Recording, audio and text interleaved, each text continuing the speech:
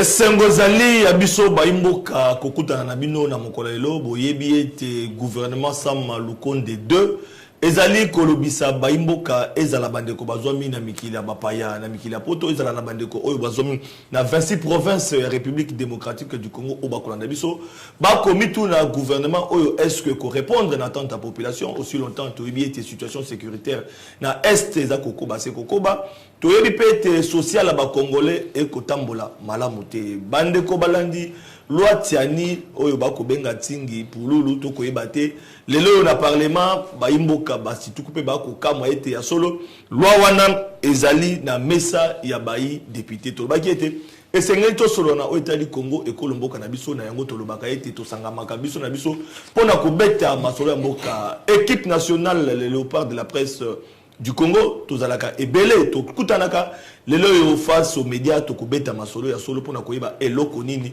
ezali koleka na mboka na biso yambo na présenter invité na ngai ya mokolalo na base sengena présenter nano invité na ngai ya mokolalo ezali bongo mwana mboka Peter Tiani azali nani azali directeur général ya télévision to bengaka Perfect Télévision azali journaliste engagé lelo to bité est-ce que Peter Tiani Atika Minduki est-ce qu'il y a toujours journaliste engagé Masola Mboka est concerné loi Tiani Yangona ici Izali Kokende lelo tozali sama 2 est-ce que akomona lo lengenini mai madali koleka na mboka na biso to kobeta masolo elongona ye nazali ngai mokote le léopard de la presse tozali na mwana mboka Ndeku Madilu oyo azali moko ya télévision le peuple d'abord na pesi mbote mwana mboka Motemingi na journaliste adongé Peter Tiani. Madilu azali e mon côté tozali na oyo to kubenga ndeko Paul Tosua azali yepe mopanzi sango DG ya Wemsa Télévision et longo na to kobeta masolo pe na pesi mbote mwana mboka. Merci beaucoup ndeko Flavien Santé Papa Sentinelle. Au Bossana on va présenter Peter Tiani au Bossana qui est logo moko. Il faut bakisa que non azali patron ya média moko ya munene na Kinshasa to na Congo en même temps babiso na babango to sala télévision to senga mbongo na TVT to tia numéro mo bo na bo kabela bo sunate bo sala TV à cotisation de ce que je connais de Peter Tiani c'est quelqu'un oyo alinga qui de télévision et seulement pour nous servir ba congolais na ba congolais ebele ba bénéficier na information motoazwa azotomanda ko ya bana aujourd'hui il peut mourir na kati ya lobino na tongate azumbo wanda kuna ya tiango na TV. To yazana mutamatolo to. Yo mosusu ba ko loba kiza la télévision ya Jules Adinguet. Ba to mosusu ba lobi zali télévision ya Moïse Katumbi et ko ibana terre. Ce sont des paresseux. Vous comprenez moi le bali normal wazana kilana nzoto akoza mutamatolo te. Quand on parle que Perfect Télévision, ils ont Jules Adinguet, ils ont Moïse Katumbi, ils ont suivi mais pour nous débattre comment tu sais na kadite. Parce que nous oublions que Peter Tiani à l'époque, à sa montée, il faut pas le rappeler que non, là, c'est Félix Tshisekedi a pesé un peu mot. Pourquoi Bacha était car Bacha non, j'ai dit bien que non, à risque à vie à cause de mon monde, quoi, ton là-bas, là, c'est la télévision. Donc c'est quelqu'un à respecter. C'est pas dit parce que tout ça, l'émission n'est pas été, mais c'est quelqu'un à respecter. Nous, tous amis, sont parfois médias, tout le temps, à quel est le bébé. Mais il y a beau la rater. À tout le rater, tout ça, il fait ce qu'il fait. Voilà. Pour l'intérêt à Congolais. Paul Tosua, directeur général à Wemsa, et puis 500 bon côté, j'espère. Oui, non, voilà. Voilà, bandeko balande zali c'est moi mingi zali ambiance oyo tozali on a kata plateau na biso poto yamba invité na biso oyo auti fraîchement mikili ya poto bolanda ki Peter na France Belgique Allemagne pour la bandeko mususu pe sa zuate atamboli Peter Tiani de notre après Lumbashi il faut battre ça s'il vous plaît on va ça atamboli balandi été balupe ko beta été combattant ba beta été mais pas tout le balanda et bango encore une fois Peter Tiani de retour il y a moto kota topé son beauté merci les honneur et abozala en face il y a c'est un honneur hein génération abiso mona bato basali kombo makasi lelo Papa Sentinelle Flavien Rosaki ndeko Madilu na ba groupe nyonso azalaka kota bima okuta na beta biloko oh Paul Tosua non c'est un honneur même honneur Bosalinga ça me fait énormément plaisir génération sans conflit au-delà de tout on est une famille et on sert la République. Moi, je suis très content. J'étais né ici, si je devrais communiquer en face de vous, n'avez pas de message et au com. Pour nous saluer, nous bozo sala congolais nzima. Matondo. Alors, ndeko Peter ya motokota uti mikili poto, amondo na bokechu, au Tamboli na Paris, OK na Matungé, batu ba moni ba image Tamboli. Crainte ya population zaki mingi Peter abetema parce que ba combattant na poto balobete soko zali o bandimi ote okobeta ma Peter, est-ce que ça va montage na ba vidéo parce que c'est vrai toi parce que tout le monde yo Tamboli mais bokechu pembeni tout le monde peut bandeko belé ba Wayambo kulutu mbote, merci pour l'accueil. Wayambo ayambinga kitoko akabelinga ba parfum, merci beaucoup. Merci na Capo Eden azaki nanga tous les jours. Merci na les bénévoles MK bazalaki nanga presque chaque jour. Merci na Jojo Mbayo na Mila. Vraiment na motema quoi, Jojo Mbayo na Mila. Merci na ton covoiturage hein, na gare de midi. Champion Turbo avec toute l'équipe en tout cas voilà côté la Fachi na vidéo na saragi ba mayenga bien na tongi bato Fachi bakabelinga bato Fachi mais ba vidéo ezate muta Fachi be akabeli musala bazo ndima musala zo bato ya combat ba yambinga il y avait un endroit on a la perle chez Dazo mbote mingi na yetu tana ba de bezo wanga. On a plein de Fachi. Mais alors, les journalistes engagés. Et Peter, tiens, il était champagne. Quand il n'est pas maman Jackie, on a plein de changement, radicaux, sans béton, commandant SO. Peter Olianini. Non, merci Belgique, merci Paris. Mamie Sachibambe, Madame à Tour Eiffel, Maman Sidonie. Na Paris, oh mon thème, na tour fait tout souvent en temps là. Ça dit va te fatiguer béton des beaux la vidéo. Va te fatiguer béton. Vas accompagner. Vas accompagner mais tu na tour Eiffel, bon filminga. Mais arara ba journaliste ba tambola kuna pas. Mutu ya batu. Soko sakani mutu ya batu na lobela congolais. Voilà. Na sana relation malamu na Fayulu, na sana relation kitoko makasi na Moïse Katumbi, na sana relation bien na Mukwege, na sana bien na président Félix Tshisekedi, na sana bien na maman Denise, na za pire mutu ya IGF. Sans frontières. Mais Moutunda l'initié que celui président Salim Abé au Beti Penabo. Sera Salim Malam au Beti Mabo. Au Beti Mabo aussi le président Salim Malam sera Salim Abé au critiquer. Or ils ont la catégorie à bateau moko boy pour la bango. Oui ça bango que ah bah ça la raboté bango batomboki. Mais Paris Belgique en tout cas j'ai été reçu comme un petit dieu ça. N'a rien à féliciter. Corporation, bande de journée, c'est mon salaire, tout ça là. Tout ça réalisé en quoi, banda, bana poto, mité mon abango zao. Biso to vivra pour la bana poto. Ba western et oyo, na ba monnaie grand monde ça la Congo. Mboko elo ezasu. Mboko Congolais vivre na passe. Ya ko lié ezate ko melezate. So les poto atiko sale la western Congo e ku physique. Et bana poto ba soufaka. On a ça bande de so moi 50 €. Moi, $100, batindro na poto, c'est pas là. Merci. Peter. Ça se calcule en termes d'heures. Hein. Par heure, $11. Mais vous avez un malili. Moi, 100 € à Tindelio. Alors, ça, la chambre froide, na malili, il y a moins 20 degrés.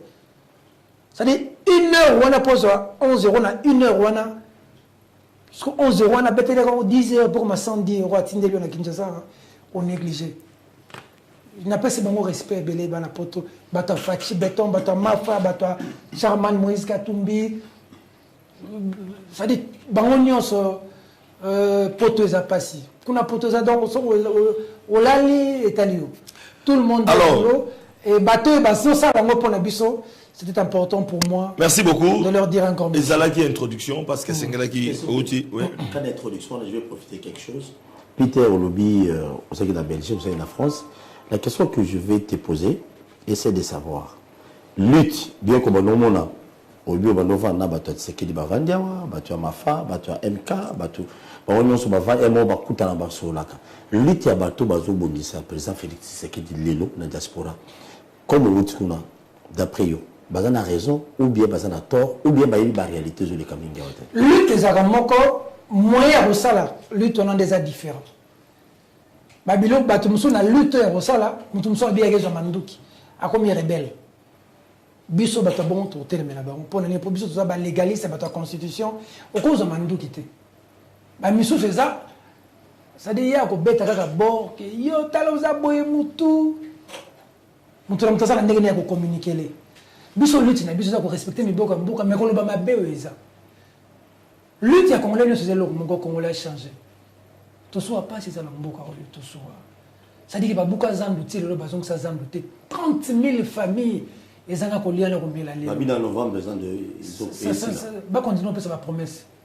Ça dit que les tous les spécialistes d'économie, les finances, ils sont incapables de repérer sa biso foufou. Mais maman a été la map na chango. Na maman a été la foufou na chango. Na foufou a été la kawana. Attends que ça rabane à l'université, attends que ça rabane à diplôme. Quand on a foufou, on a l'économie à moutoune. Mais la licence ou nous autres, vous avez le ministère de la Finance, il y a l'économie et le budget, vous êtes incapables de repérer ça Congolais, maï n'allie pas. C'est qu'on passe ici, les Congolais, il y a pas tourné à Congo, ils ont bah moi on n'a pas ce comme la Rabissoa. Nous, n'a pas poto ba beningai. Ah, n'a poto ba beningai. Pour tout ça, il y a un mboka. C'est-à-dire, groupe, il y a bateau qui s'arrange, il y a 70% de budget en mboka. Mais l'équipe de 2000 personnes, il y a 70% de budget en mboka. 30% de budget va tirer 100 millions de Congolais. Combat va tapoter l'équipe de Congolais. Parce que comment on a mboka, député à $21 000, si on a le bien, mais un peu comme Tatinda qui est. Comment on a un salaire, il y a député à Soloté, salaire, il y a ministre, il y a évité, salaire, il y a mandataire, il y a évité, salaire, il y a président de la République, il y a évité. Mais tout ce que tu sais, c'est que Mboka est conforme, mais vie à échanger. Comment un huissier à la présidence, à cause d'un salaire pour le grand professeur d'université? Comment un enseignant dans un poteau? Il y a Peter Rosawapi dans un poteau. Enseignant, tu tiens la banne, bakende ko yekola. Moi, je suis tombé malade. Nous sommes des parents. Déjà, tu sais ce que ça fait dans mon thème, parce que moi, je suis à Zobela. Enseignant, je suis à l'hôpital. Je suis à l'hôpital, je suis à l'hôpital. Ça, l'examen, ça, l'examen, ça, l'enseignant à Katana. À 5 $ jour à Souka pour la Kissia.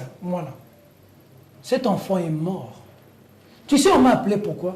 Parce que non seulement que cet enseignant était incapable de faire soigner son enfant, mais cet enseignant est incapable d'enterrer dignement son enfant. Bâtir la mort qui était nous autres se décomposer solo. J'ai envoyé de l'argent. Je suis désolé de le dire à la télévision. Il a enterré son enfant. On a une image à créer des peuples pour la parfaite télévision. Il est en train de pleurer. Mais à enseignant en tant qu'Isaka, il y a même ta forme dans la biso. Ce qui comment on biso to liki, et ça que mutu soka za politicien, mais ça na capacité même il reçoit vétérinaire pour la moine. Mais enseignant pour les encadrer dans la biso, incapable de refaire soigner mon anaïe. Il est même incapable d'enterrer dignement son enfant. Jamais. Merci. Jamais. Merci beaucoup. Et ça, une introduction, question relayée par Ndeko Paul Tosoua, et pas Ndeko Madilou, le peuple d'abord, Ndeko Madilou. Toujours quand tu as déjà un sujet le gouvernement Sama 2, tout le monde a tête Vital Kamere, moi Namboka Jean-Pierre Bemba Gombo, situation sécurité, situation sociale, moi je pas. Et Ali Pena, Isaac qui t'a commingi, tu peux essayer de koloba, au Komolelo, tu peux échanger, tu peux soit natina et talimboka, naboke bidon son dégain à l'obaka. Moi Mboka na vite aux amours moto amaele, Kuvuti Mobembo, Mboka Papaya, Oyei. Au moni makambo ko le kapuna malgré tout tangi ba kombo abatebele motangi nga kombo a Pierrot te Pierrot aux États-Unis ta quitté te pas mona yo Pierrot Loire te na tuni ka so peut-être quoi on peut pas so ba gutana Pierrot Loire bon yala motuna moi la mboka bokaboni gouvernement Madilou toko ndeko Paul beta bilo na obeta bilo côté na obeta bilo côté na ko kendali moi na mboka Peter bokabola ki gouvernement limbisa po bato musu ba bato ya Moïse Katumbi ya na ba bokabola ki gouvernement pour na ti open na kati bokabola ki gouvernement ensemble makamba malonge et salamité bobendi bendi nzoto bosungeli Félix Tshilombo Tshisekedi sika to comme okende na suka ya manda makambo mingi ko simba te libiki ya bandeko ko mwana te mona mboka Félix Tshilombo Tshisekedi akanisi tikana tia bangolo ya minene na tina yete makambo ya est esila na kote etali mpe ekonomi makambo etombwa bokoti ya mwana mboka Jean-Pierre Bemba Gombo na Vital Kamerhe na 30% au moins quand même Félix ameki ko salela maloba na yepo onga na yebika yangwana o ya saleli na 30% ya na côté ya basi o ba koti na gouvernement pour na yo na ndambo ya mikolo etikali et ko promettre yo koni ya malamu. Bon, d'abord on a gouvernement na sepeli pour la monnaie quand même Patrick Mouyaya Azongi journaliste on a soutenu un mingi journaliste Kouroutunanga Kaboulou Mona Kaboulou. Il va me manquer hein, dans le reportage de la télévision parce que ça voit un caractère national à côté du sport. On a bien qui une bonne chance. Félix Tshisekedi na gouvernement na yé, ton la manière de gérer na yé, a nommé ba journaliste belé. Ça il faut que le reconnaître. Ba nous connaissons belé.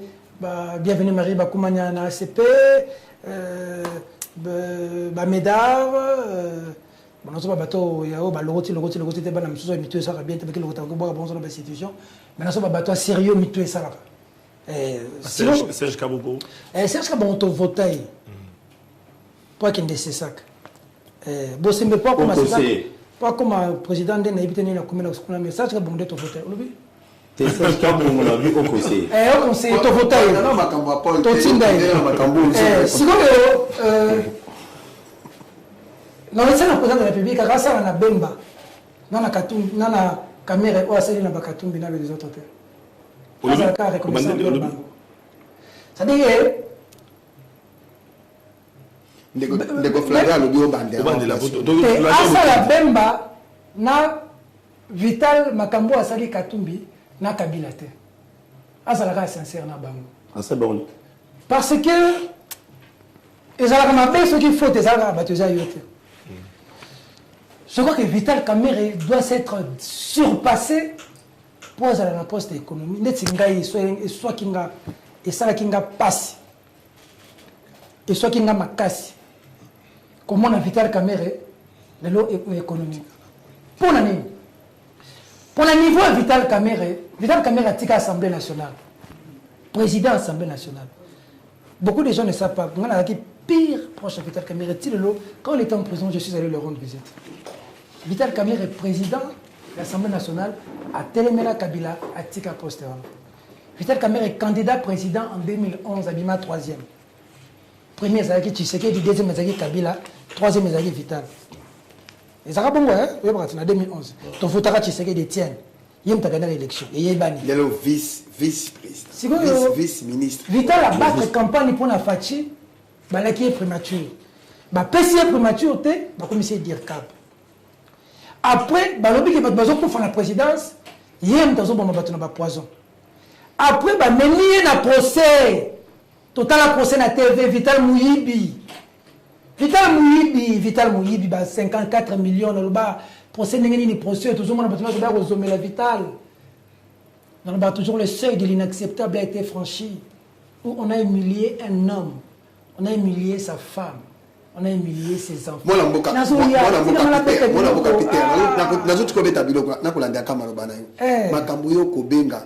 quelle humiliation. Est-ce que et ça qui va faire réel tout ça qui m'a camarade. Ça dit que quand Vital l'exhibition est Mouyibi. Humilié moi si na bana. Quand na boloko bakatelier 20 ans. Le Vital a Mouyibi to kanye pour 20 ans. Juge Kouta Koufa. Yani. Le long moi si na bana batikala na procès. Moto bolobi la biso bazaki Mouyibi car abino mo bimisi na prison bolobi kaza crédible beaucoup monsieur ministre économique. Mais la tâche d'huile dans la vie de Vital, il ne va jamais l'oublier. Cette humiliation. Vous auriez dû dire à Vital, démissionne. On ne fait pas ça à un ami. Ce qu'on a fait à Vital. On ne fait pas ça à un ami. Mais après, nous sommes en politique. Il a accepté de travailler. Bonne chance à lui. Bemba,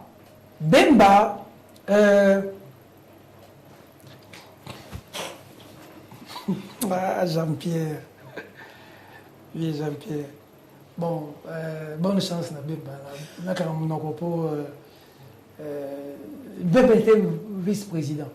Malade. Oui, puis, ngani na sabu Peter Tiani.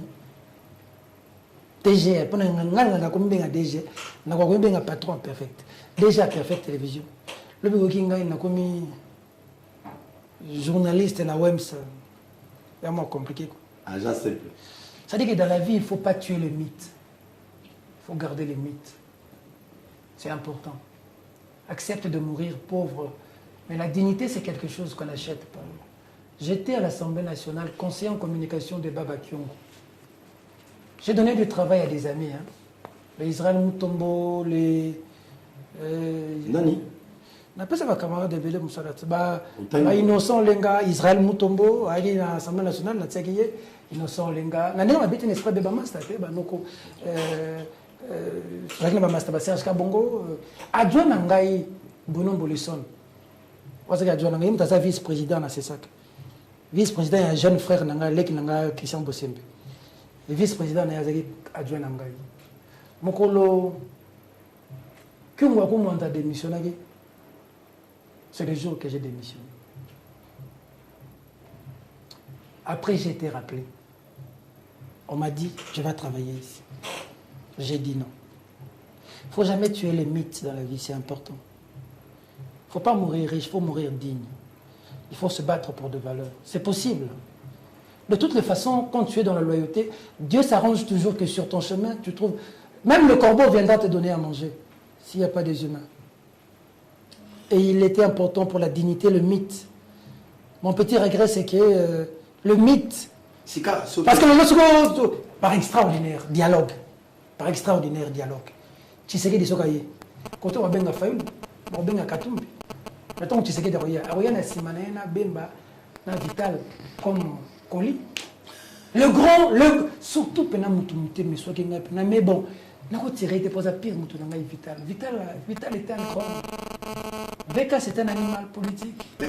Mais bon, mais tu m'as personnellement pendant vice-ministre, vice-premier ministre. Veka pour n'engayer peut-être yani. Moté mais soit qui. Na niveau il y a vital caméré, vital. Je le connais, je l'ai pratiqué. Solo comme la makamboza pina kacha motema na opasi okoyoka. Mais sikawa. Soki ezali pona libiki ya mboka. Habité nandimi na kena servir pour être mboka na biso etombwa. Bemba yo kuna Simba Défense est bato ba bouger. Okosa ngote. Oui mais c'est bien Bemba Simba Défense. Mais aussi vous signer ba accord. Le nom est des ananani. Le nom bobengi biso ba Burundi. Bobengi biso ba Ougandais. Bobengi biso ba Kenyan. Bobengi biso ba Soudanais. Oh bango moko la mboka la bango bazala problème bengi Burundi. Bobengi la biso ba Angolais. Faire des ça makasité. Batolo ba yé na mboko basi basalini. Même Angola comme le belbe que non aye pour négocier na M23. Kabila salaka ndenge ni po benga na M23. Pour Mamadou Ndala comme roi salaka ni. Pour que bien biso ba miona to ko futa combien. Nous avons dit Rwandais awa ko zonga na ba ko problème. Et tiens tu sais que datuna ki boye bisa biso facture za combien to futa. Problème Rwanda ti le si la tête.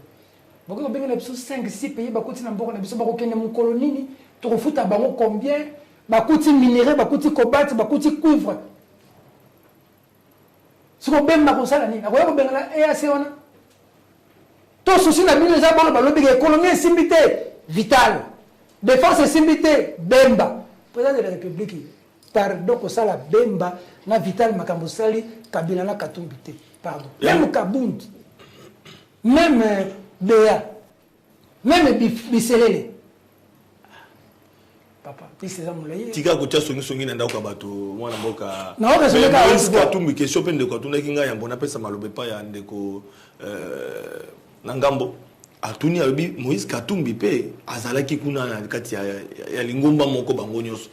Eloko ni esali Moïse Katumbi alongwa. Pe auto koyoka ete Moïse Katumbi était promis premier ministre na mboka na biso mais à trahir les sous Félix Tshisekedi. Moi est-ce que tu m'as proposé que vous premier ministre Ebani conseiller spécial Béa Zalagi na Lubumbashi, paix à son âme maître Tete Kaboy, ils étaient nombreux, ils ont fait il y avait des gens près de Moïse qui étaient pour, il y avait des gens qui étaient contre.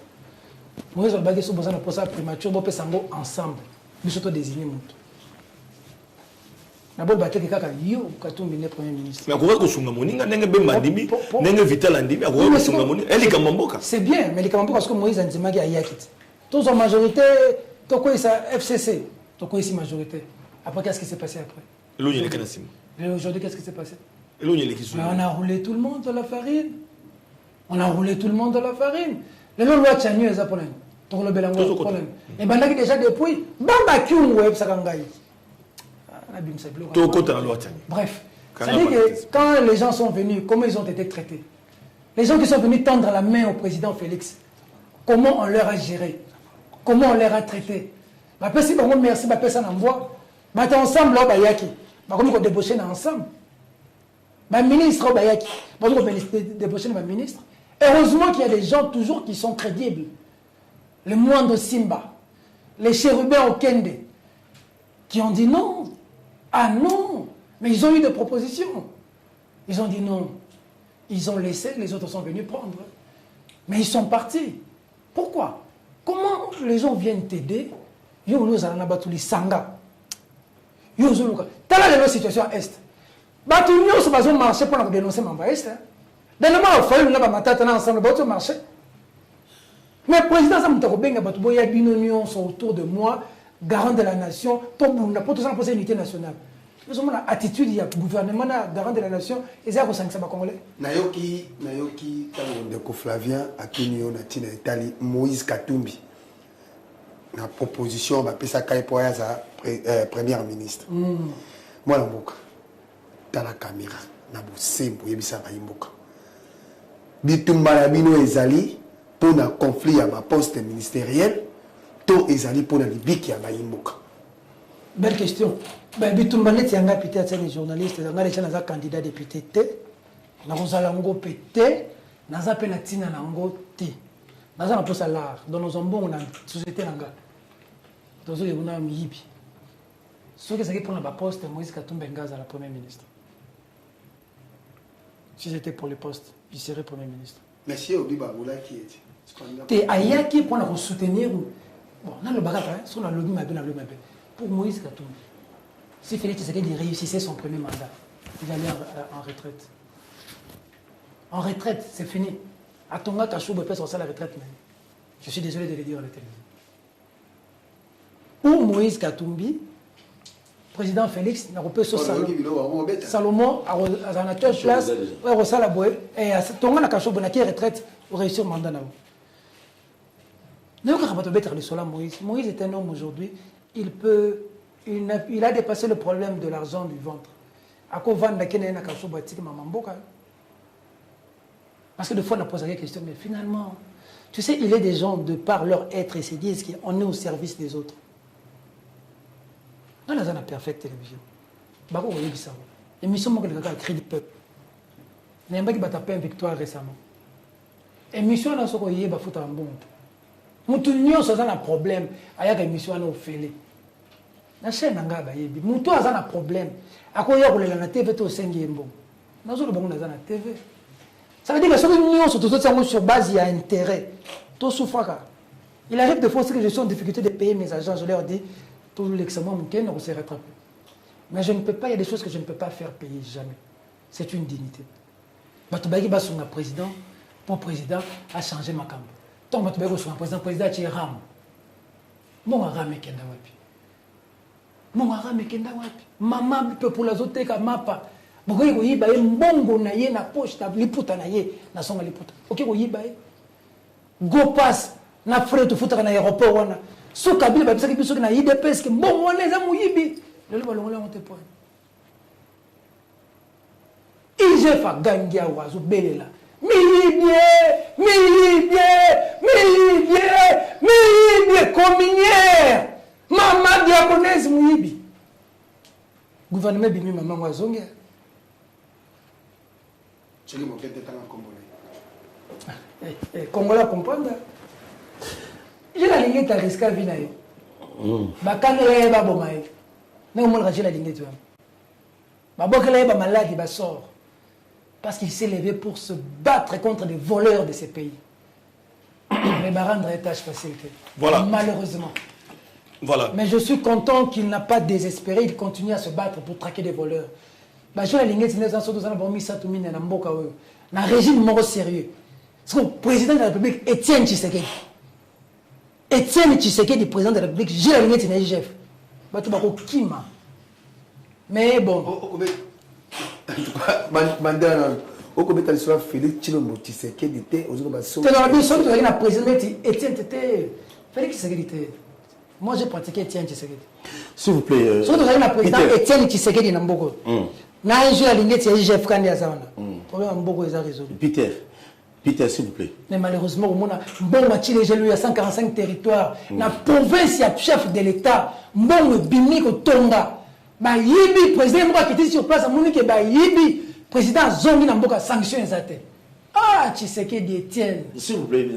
Côté là-bas, il y a Bissoto Loba. Peter. Hé, t'as la Bissoto, tous ont voté en 2011, Tshisekedi, tous ont voté, Mouloubate, tous ont voté leader charismatique. Mais l'UDPS aujourd'hui, c'est triste. C'est triste, Tshisekedi n'était pas entouré de Kassaïens. Il y avait Valentin Moubaki qui était là, il y avait Jacquemin Chabani, il y avait des Rémi Massamba. Moi, j'étais là. Il y avait des Albert Moleka, j'étais là. Ce n'était pas Peter Akaza d'ici, Augustin Kabouya ici. Non, Paul Chilo Mukotoyo. C'était pas ça. Bah, j'ai quoi bien la vidéo, mon président Zolo Belé, la mise à Batunio, j'ai quoi bien ça la bolo comme ma maman mon antapo. Monter mes soukas. Bah, force du progrès. Bah, force du progrès, elle mettait nana mon belle. Bah, force du progrès, bah, tu vas couper combien? Mais elle a ma poste. Parce que la famille n'a pas, parce que la famille n'a pas Kassai, parce que la famille n'a pas d'église, n'a pas d'eau, pas que ça va pas poste. Du progrès, les bandas. Va vérifier. Bah, tu vas couper la siège à IDPS. Na yamba bango, ba maman bazo teka makala, akota na kisenso, na wenzi ya bikanga, soki bikanga, pozo ba konya tout ça makala teka. Mobile ya kufa na siège à IDPS, ba tumba moto pendant makamba lutte contre la révision constitutionnelle. Na mboka oyo, o ba tumba moto na IDPS. Le pouvoir de Fachi a été construit dans la douleur, dans le sang des Congolais. Fachi devait remettre ce pouvoir aux Congolais. Fachi devait aller voir Rosimu Kilichimanga, entrer dans sa maison. On vient de commémorer 5 ans de l'anniversaire de Rosimu Kilichimanga. Le jour que j'ai rencontré le président de la République, je lui ai posé la question. Es-tu allé là-bas combien de fois? Demandez à Innocent Lenga était là. Joël Kadé était là. Le jour qu'on a rencontré le président de la République, Fachi Ozobeta Mabé, président Ozo Kienzela Mabé, courant exact, mon Tshisekedi, maille exact. Le vieux Modiam Vita était là. Rosimu Kendi, Olobinini, Terek Kapangala, Olobinini, Hussein Ndandou, Benjamin Moudjouila. Les gens sont morts dans ce pays. Ils mourront encore s'il le faut. Nous savons comment ça se passe dans ces pays. Nous le savons. Quand ça ne va pas, Congolais et Belo Rassalaka. L'indépendance, pour tous indépendances, il y a eu un certain 4 janvier 1959. Pour passer les gars. Voilà. Sous Mobutu, il y a eu un février 1992, marche des chrétiens. Sous Joseph Kabila, nous étions de la rue. Nous étions de la rue. Nous étions de la rue. J'étais là. Pas pour couvrir, pour marcher. J'étais là. Le 19 septembre 2017, j'étais là. Le 31 décembre 2017, j'étais là. Le 21 janvier 2018, j'étais là. Le 25 février 2018, j'étais là. Ensuite, ils m'ont foutu en prison. Je suis sorti. Je suis fier d'ailleurs d'avoir fait la prison. Si on veut me foutre encore en prison, je m'en fous du reste. Mon esprit est libre de dire ce que je pense. Merci de vous, Peter. Pas pour les gens, pour le combat. Pour les gens battus. Merci. Pour la bitumbo, bisoto bundela. Pemenya Tshisekedi. Tshisekedi m'talaksa biso bitumbo. Ngai Peter Etienne, j'ai eu la chance d'être avec lui. On le tue l'umboza vivant. Naotanga bato, Augustin Kabouya vivant. Tout n'importe qui, mais mission on est au temple. Et pas Tshisekedi na kati ya lupangu. Tout ça de mission na kati, na contre IDPS na bimaka à l'époque. Tu évolues, Peter. C'est ça, sincèrement, tu sais qu'il est président. Après, ça m'a diffusé ton bâtiment. Merci beaucoup, Ndeko Peter. On a aussi nostalgie. Il y a un moment à continuer. On rappelle une époque. Ce qui bateau, Félix Tshisekedi Tshilombo, à son temps, il faut citer Peter Eliezer Ndeko Flavien. Tout le monde a rabinoté, le micro pas comme président. Tout le cabine est là. Ma soleil continue. Paul Tossou à loi Tchani, écoutez. Ndeko Peter Tchani, Drosé Nayo, au Kitana, parce que je sais. C'est comme un Mati Makas. Ah, il faut trouver ta bilan au calme. On a mon livre, il y a Kondo Etienne. Ngapé la saison 2 semaines à Manoulé dans la TVT, c'est la toute première fois pour toi intervenir. Peter Tchani, ce qu'on a loi Tchani. Voilà. Loi Tchani, bateau belé bazolo bananzela babi, loi Tchani, au début. Les Alliés qui pour coincer Moïse Katumbi. Parce que c'est lui qui dérangeait le pouvoir, il y a l'élo pour l'élection présidentielle.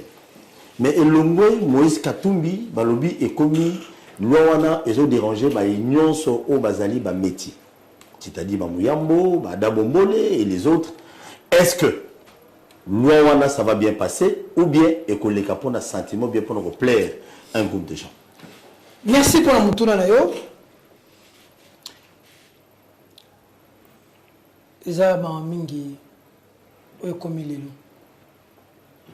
Avant de réfléchir sur la question, Congolais que défendre la liberté des autres, c'est défendre sa propre liberté. Ça veut dire que je ne pouvais jamais imaginer de ma vie, ne serait-ce qu'un jour, que le régime du président Félix pouvait diviser les Congolais. Mais je vais y revenir. C'est-à-dire, mais bien qu'on a beaucoup de biso et le bien nous pour la nationalité. Mais bien qu'on a beaucoup de biso et le bien boy. Pour nous à la Congolais na mboka oyo. Na kotanga. Article 10 de la Constitution. Bande goya régime ba ko songa biso, so ba ça. Article 10 de la Constitution le bien boy. La nationalité congolaise est une et exclusive. Elle ne peut être détenue concurremment avec aucune autre. La nationalité congolaise est soit d'origine, soit d'acquisition individuelle. Et congolais d'origine, toute personne appartenant aux groupes ethniques dont les personnes et les territoires constituaient ce qui est devenu le Congo, présentement la République démocratique du Congo à l'indépendance. Une loi organique détermine les conditions de reconnaissance, d'acquisition, des pertes et des recouvrements de la nationalité congolaise. Loi organique où la nationalité congolaise aux constitutions est indibiso et le bibo. La nationalité congolaise d'origine est reconnue dès la naissance à l'enfant en considération de deux éléments de rattachement. Je crois que la régie pourra nous aider avec des illustrations pour que les gens nous suivent. La nationalité congolaise d'origine est reconnue dès la naissance à l'enfant en considération des deux éléments de rattachement de l'individu de la République démocratique du Congo, à savoir sa filiation à l'égard d'un ou des deux parents congolais. Il existe qui parents normalement congolais, soit maman, soit papa, aux congolais d'origine. Son appartenance au groupe ethnique et nationalité dont les personnes et les territoires constitués, ce qui est devenu le Congo, présentement la RDC. Qu'on appartenait à un groupe ethnique, ils ont formé Mboka Nabiso. Ou soit sa naissance en République démocratique du Congo, Yousoli. Congo tama awa na Congo, ils ont besoin de toi à cause de la Congo. Oyo loa elo. Nenga beda choua comme Congolais. Olobin? Nenga beda choua comme Congolais pour botama. OK. Ainsi, à la nationalité congolaise d'origine au terme de la présente loi, l'enfant dont l'un des parents, le père ou la mère, est congolais. Je m'arrête là. Ça veut dire que les Congolais, papa, tout maman, aza congolais, tout ça pour le cas type. Namboka na biso, tous ma tribu, pour déterminer moi dans la nationalité, dans l'école na bino. Babeto ben ba patriarcat. Ba miso to ben ba matriarcat. Neti pas ba kasaya, moi nazalaka ya papa. Batete la baluba, moi nazalaka ya papa. Donc ata botina indienne, moi na wana za kasaya. Na Congo central, moi nazalaka ya maman. Pouvoir les alaka pas banoko. Même dans Bandung. Voilà. On a ma culture, on a ma coutume na biso. Si quoi le vivre ensemble, ça l'est biso nyoso wana ba bengi biso ba congolais. Mutu moko aye. Alors bité, il faut na ma loi moko bo. Pour na kozala congolais, faut ala de père et de mère. En fait, l'on a biso le de père ou de mère. Ben pas comme ça de père et de mère. C'est vrai que tu es biso nyoso ndenge tozao. Que objectif ya lona. Et ça pour na bazala pour ça ko longola Moïse Katumbi. Wana yebani. C'est-à-dire, malgré le président de la République, à la Cour constitutionnelle, malgré la CENI, malgré les médias nationaux, malgré que Bengi Bemba na caméra base à la naïe, mais à ce moment-là, Katumbi, on est yebani. Je le conseille. Azam Moutou, Azam a droit à Banga Moutou. Et là, on va la Katumbi bisoto yebite. Mais en voulant mettre Katumbi de côté, vous crachez sur des métiers. On voit des vidéos, même les parlementaires debout, il y a eu des pèses. Mouyambo, étranger. José Ndundu, étranger. Ada Bombole, étranger. Ça dit, bateau, l'objet, tous les qui n'ont pas bango, tous les na bango, tous les vivre na bango, tous les mieux comme na bango. Autre pays qui passe à la biso. Le long régime qui sait qu'il y a des biso, le bateau passe à la biso. Tant que tous les marchés pour te baigner na Kabila. Ah, Mouyambo zaki congolais to zaki étranger. Tant Mouyambo zo sala boloko pour Kabila Kende. Mouyambo zo nyo comme la position le polier pour tu sais bien comment la pouvoir. Mouyambo zaki congolais to zaki étranger. Nous sommes prêts aujourd'hui à cracher sur la mémoire de ces gens qui sont morts pour ce pays, notamment Bembassa Olona. Bembassa Olona Oya Sali. Na bato bazala entourage wana oyo chef abengi ba yibi wana nani bako comparer na Bembassa Olona azaki de père et de mère d'origine portugaise nani asala mie na mboko la Bembassa Olona na ba homme d'affaires na ba homme so bazana chef qui a mieux fait que Dokolo bitumba ya changement syndicat Dokolo asala syndicat Dokolo lelo la mémoire il faut qu'on crache Dokolo aza congolais. Mamadou Ndala, Oya Bunda, Tika Makila pour la Mboka Oyo. Aza congolais. Tu sais qu'il est plus congolais que Mamadou Ndala. Tu l'imagines? Quand vous voulez mettre Félix Moïse Katumbi de côté, on va cracher sur des gens. Jean-Pierre Bemba, Amama Liliane Bemba, Métis, Aza congolais. Vidal Kamir, Aza la Mida Chature, Métis, Aza congolais. Bassourian Pierre Ballon, Aza congolais. Didas Pembe, Aza congolais. Les gens demandent, Aza congolais. Tous ces gens, vous allez les discriminer aujourd'hui parce que vous voulez rester au pouvoir. La seule manière de rester au pouvoir, c'est de changer la vie des Congolais. Monsieur le Président de la République, je vais vous donner un conseil. Je vous aime, Nalingaro Mingi. Au moins, il va tenir sa Kabila, il va pas na yo, baza ba corbière, na ba oza na ba on peut mener ba chacouleur, bazo mémo na cimetière. Loi oyo repanza ba Congolais, Monsieur le Président de la République. Ngai émission.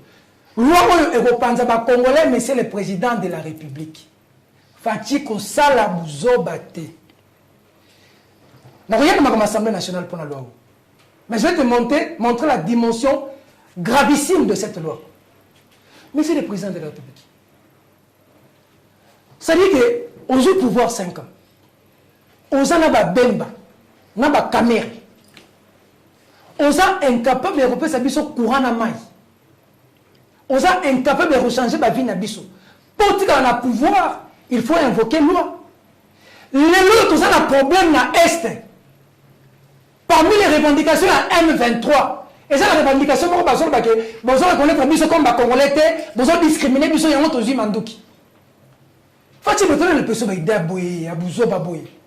Donc, vous légitimez même le combat à M23 quand vous mettez une loi scélérate pour discriminer les Congolais. Monsieur la Bokewapi. Monsieur la Bokewapi. Adam Bombo Bokewapi. Candidat président en Bokaou. Mais loi le peut le cas parce que ceux qui te lobby des pères et des mères, ils ont Congolais, Botana, Centrafricain, Congo, Brazzaville. Des métiers noirs. Pas noirs, oui. C'est des métiers noirs. Mélange. Ça veut dire que métier noir. Métier noir. Comment on dit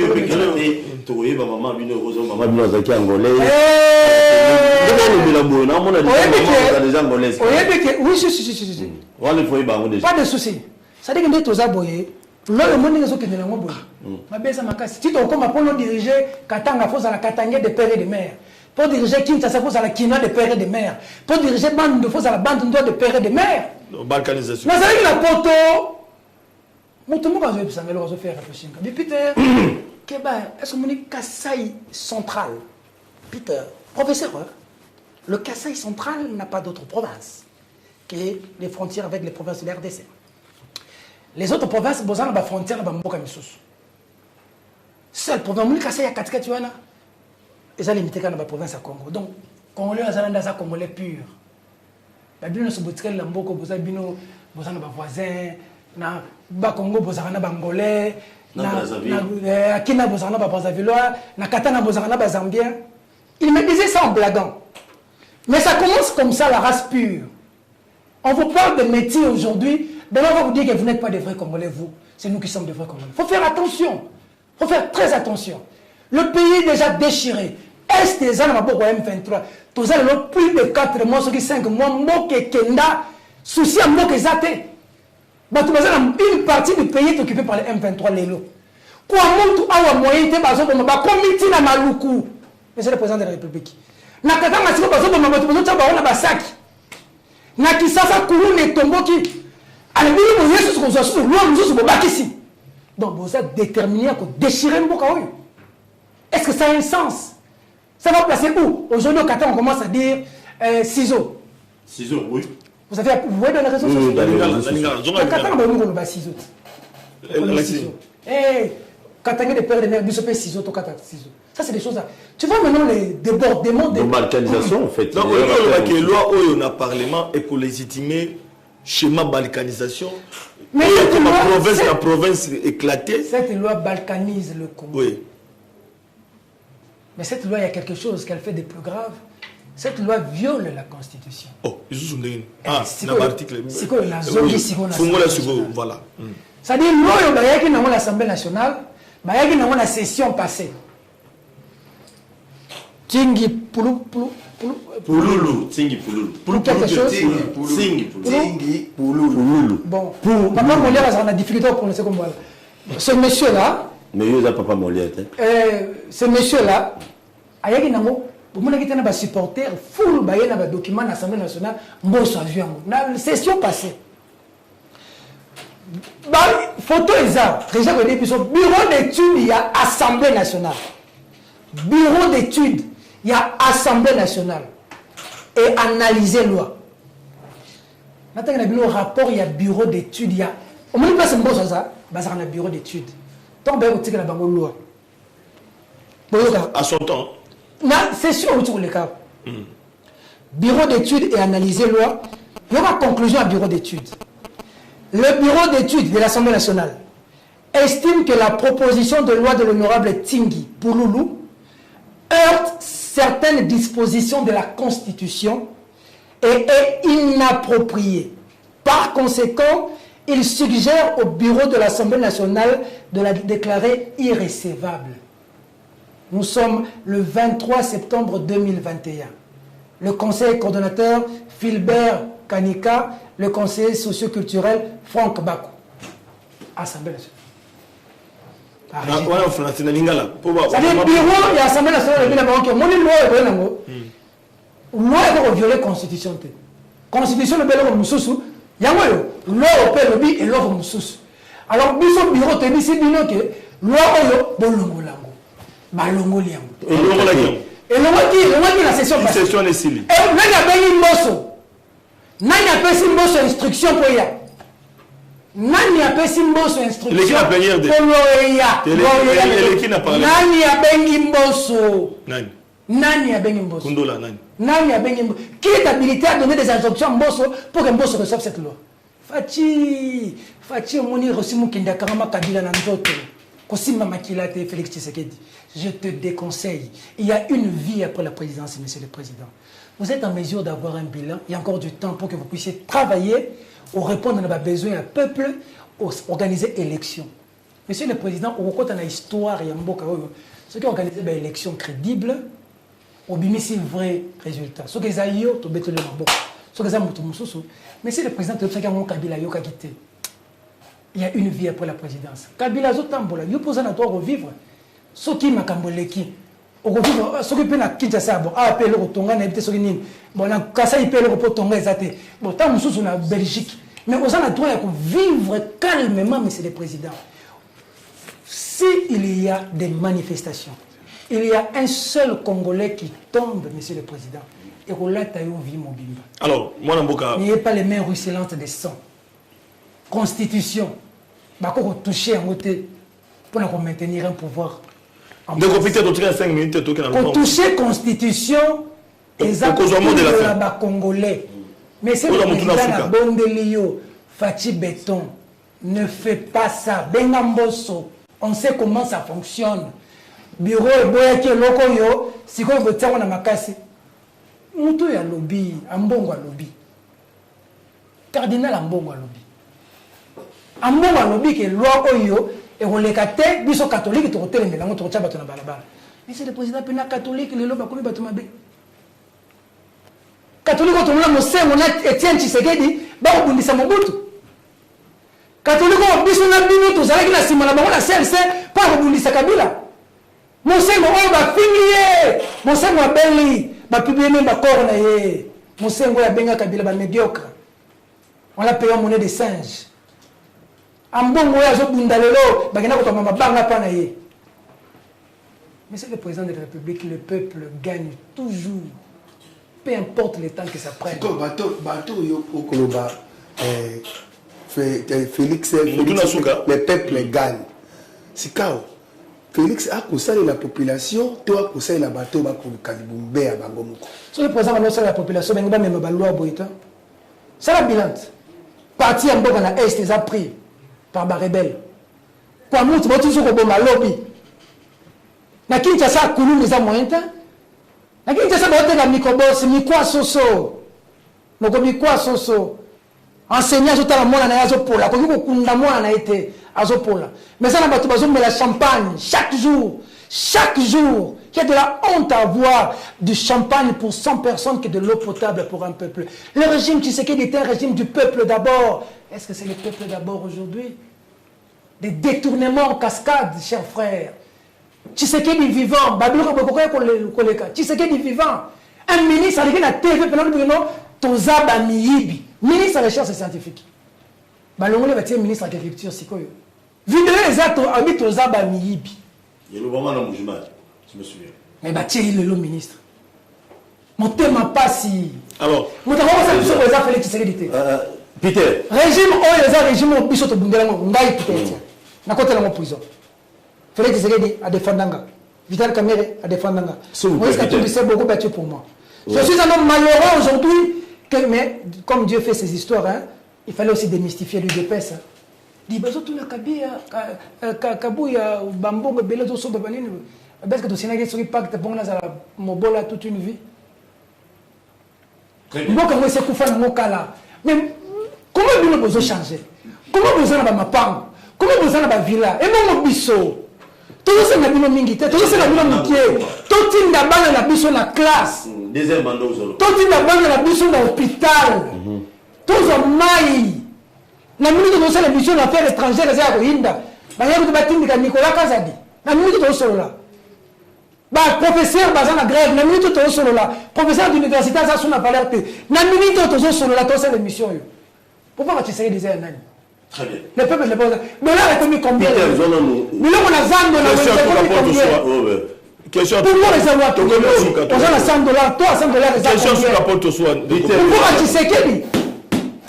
Ndeko Peter, question sur Capol Toswa. Deux qui t'a annoncé. Babeta biloko ozo beta mais faut 2 ans. Il va me compter moi ça dans mon compte. Donc il passe suka, pas ya suka na ninga na tuna yo. Et question suka. Na makambo ya loi tiani, j'ai vu Moko, il y a ma député national élu le parti politique à Moïse Katumbi, dans le combo à Daniel Safou. Apparemment, je m'excuse, sous réserve. Pourquoi? Parce que les Camboya nationalité a des pères et des mères. Déjà, Moïse Katumbi, ou Azali président du parti politique, Azali autorité morale. Du coup, il y a pas abîmé en haut. Il y a eu un spectacle de Tonini. Azo beta Gilles Alinguet Biloko pour dire que non, Gilles Alinguet a 50% étrangers, 50% congolais. Est-ce que Daniel Safou aller sous Pandaka là le baraté n'est pas abattu au pouvoir? Ok. Pour que non, les lots abano beta, ils ont un beta Moïse Katumbi indirectement. Peuple congolais, dans qui ma question. Et puis il y a quelque chose qu'on doit savoir, c'est que les lois Tchénies ont touché la Constitution. Bâtir projet à révision en Constitution. Nakatia calendrier na bango. On ne peut pas avoir le projet d'une révision de la Constitution pendant un état de siège. Monsieur Mbosso, tant la Constitution. Parce que tant la Constitution, mbata tangi sanga Constitution. Mbata professeur. Premier vice-président. Tangi sanga Constitution. Pendant l'état de siège, on ne peut pas toucher, on ne peut pas réviser la Constitution. Mais c'est comme dans l'état de siège, Félix Tshisekedi. Parce que place qu'on a trouvé, place moi et outil. État de siège, bah les vents. Félix Tshisekedi a levé l'état de siège. Trouvé ma place moi et les autres. Quand on y est déjà place outil. Et puis il faut répéter parce que pourquoi on a comme la question d'ailleurs, quand quelqu'un se présente comme candidat directement pour le bien étranger. Il est peut-être que mon bout est centrafricain. Pourquoi les gens de l'UDP disent toujours que les gens sont des étrangers? Quand Martin Fayoulou a tombé qui a des étrangers, Soudia Tandiang Fayoulou. Babi Mboka Fayoulou la bande de Toébité.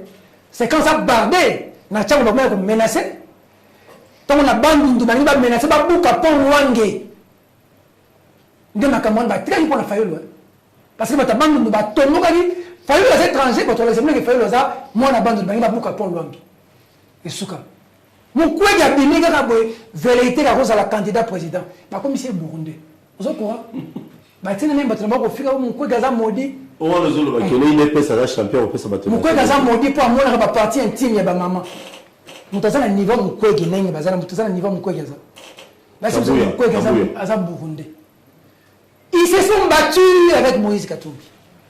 Ils ont mangé avec lui. C'est pas celui qui leur a fait manger, qui leur a fait nourrir, qui leur a mangé jusqu'à des caleçons. Aujourd'hui, Moïse est devenu un étranger. Il y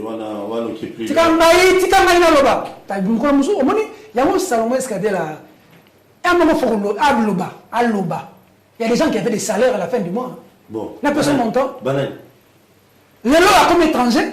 Montant mon petit passeport comme le lot comme étranger. Mouyamba va souffrir dans la prison. Notre hymne national dit c'est par le sort.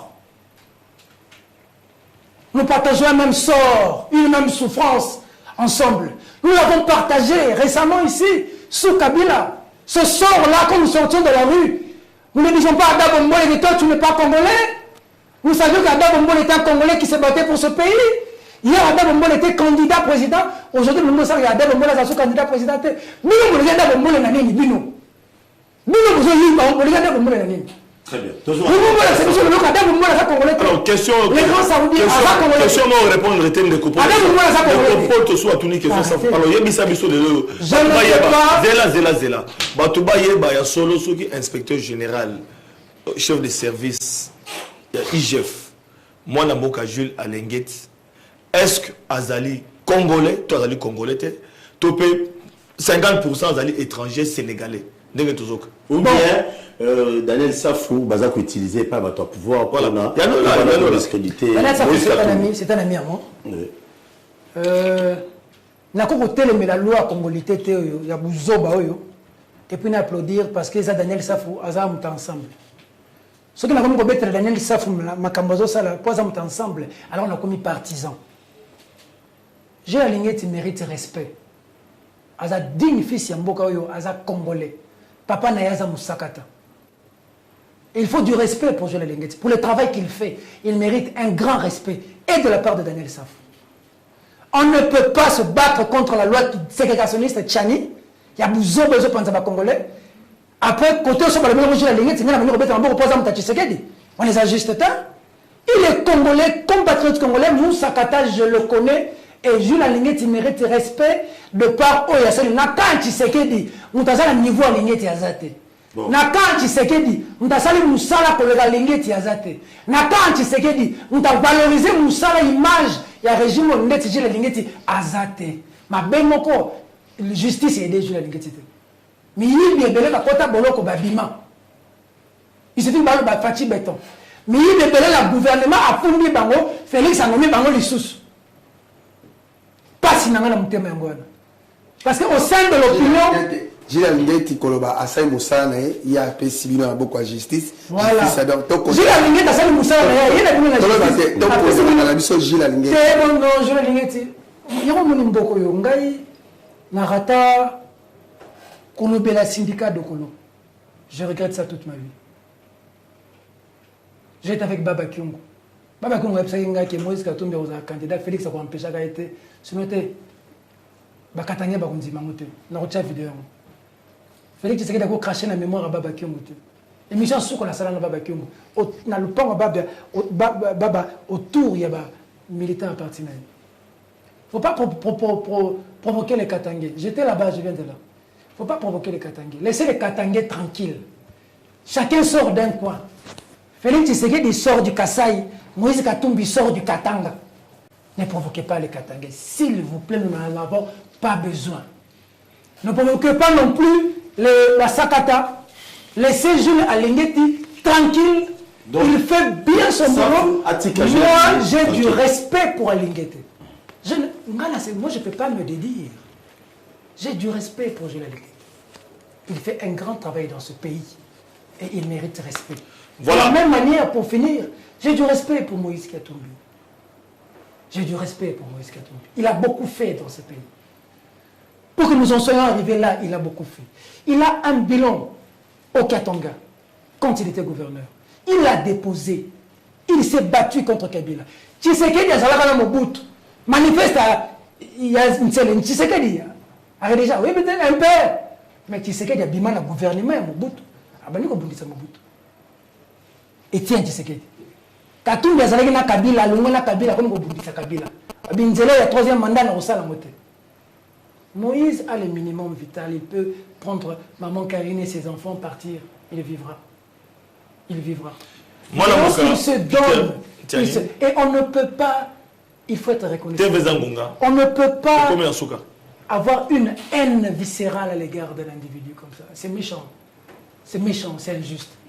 Parce que quand on fait ça contre Moïse Katumbi, on veut nuire à tous les métis, c'est méchant. Parce que c'est un homme qui a des millions de Congolais derrière lui, même s'il se met toujours à genoux devant Maman Marie. Mais attention, il faut faire très attention, parce que c'est cette eau-là que nous trouvons douce. Mon maillot de Zomona douce, le maillot est panzakaba rocher, le maillot est un gravage terrible.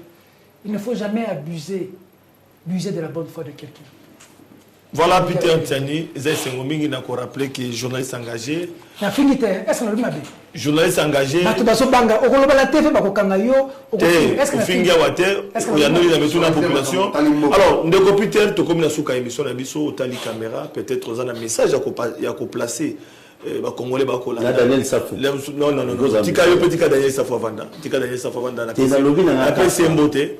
Voilà, vous avez mis sur tanga bakute, to lobi makamamboka. Message à Souka, mot de la fin. Mot de la fin, le peuple congolais, un peuple se libère seul. Bissonde Toutinda Rabangon l'Assemblée nationale. Bissonde Toutinda qui Félix Tshisekedi, même si les résultats sont contestés, Kabila Moutassal qui m'a compromis à l'Africain. Bref. C'est nous qui souffrons. Nous sommes les lots, journalistes, avocats, joueurs, bâtonniers sont candidats. C'est là-bas qu'il y a de l'argent. Le secteur nous sont bons. Mais biso, vous le peuple congolais, apprenez à dire non. Pour cette loi, c'est les rats qui veulent nous diviser. Banda le logo bengaranga, Peter Tiani le métis noir. Bon. Je demande à tous les métis, et je vous le dis à la télévision, que je défendrai votre cause. Ce n'est pas pour Moïse Katumbi, c'est pour vous. C'est pas pour Ada Bombole, c'est pour vous. Vous êtes des Congolais, comme moi. Des Congolais de père et de mère ont bouffé, ont volé rame. Des Congolais de père et de mère ont détourné plusieurs fois, j'ai pas fait des rapports. Des Congolais de père et de mère ont détruit ces pays au point où ceux qui m'ont les bêtis dans un coup Mboula. Ils ont été incapables, ces gens. Mais j'ai du respect pour des Congolais qu'on appelle demi-Dakar, qui nous ont donné de la hauteur, de la valeur. Comme je vous ai cité Mamadou Ndala, comme j'ai cité Syndicat Dokolo, comme j'ai cité Bemba Saolona. Ce n'est pas un combat des métis. C'est un combat des gens qui veulent se maintenir au pouvoir et qui veulent discriminer nos frères. Le combat de la femme ne doit pas être fait par la femme. C'est l'homme qui fait le combat pour la femme. Parce que tu fais le combat pour ta fille. Tu fais le combat pour les générations futures. Ne laissez pas cette saleté. Tu vas quitter le lobby, les loquets, aux arrêts colonies. Dans la société, on a eu des cols à toi. Si vous êtes là, Jojo Moulumba, ça va casser. Ah, Thérèse, je peux casser, hein? Maman, vous avez quoi? Katangez. Mumbala. On ne connaissait pas hier la tribu des gens. Si aujourd'hui tu remontes à la Madino, ça va colonies. Vous voyez le Kabola Misso. Vous voyez le Kabola Misso, tu es malade avec Colonel. Moi, je travaille avec Jojo depuis 15 ans, 20 ans, au hasard. Mais bien, mais quoi, on a été. Bien, quand tu passes. Mais il y a l'autre moteur là, boy. Ce qui est pas la bilona, tu ne pommes pas, tu n'as qu'à faire Mwanga. Mouta définit ça, moi, les hommes balles.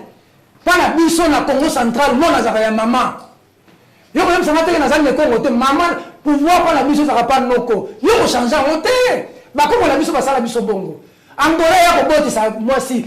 Tanzanie, il y a ça, moi aussi. Moi, la maman, la Congo centrale. Il y a la constitution, il y a imposé ce que attends la si yo mona ona ni muto ya maman aboti mona papa kenda mona koli na Congo abota mi na Congo sema mnoso na Congo le bébé c'est ça congolais si c'est rare zo beta bale métis aza ko bindela Congo abota na mutano pendant que Lukaku congolais qui bête la Belgique na za congolais Merci Peter. Combien de joueurs ont la double nationalité? Ils viennent défendre le drapeau de ce pays. Combien de gens de l'armée ont la double nationalité? Ils ont valablement défendu ce pays. Si vous voulez rester au pouvoir, changer la vie du peuple congolais, ne tuez pas les gens, ça va vous emporter. Vous arrêterez Peter Tiani. Vous fermerez Perfect Télévision. Il y aura d'autres Peter Tiani. Bon. Il faut vivre après sa mort. Nous mourrons pour des causes que nous estimons être justes.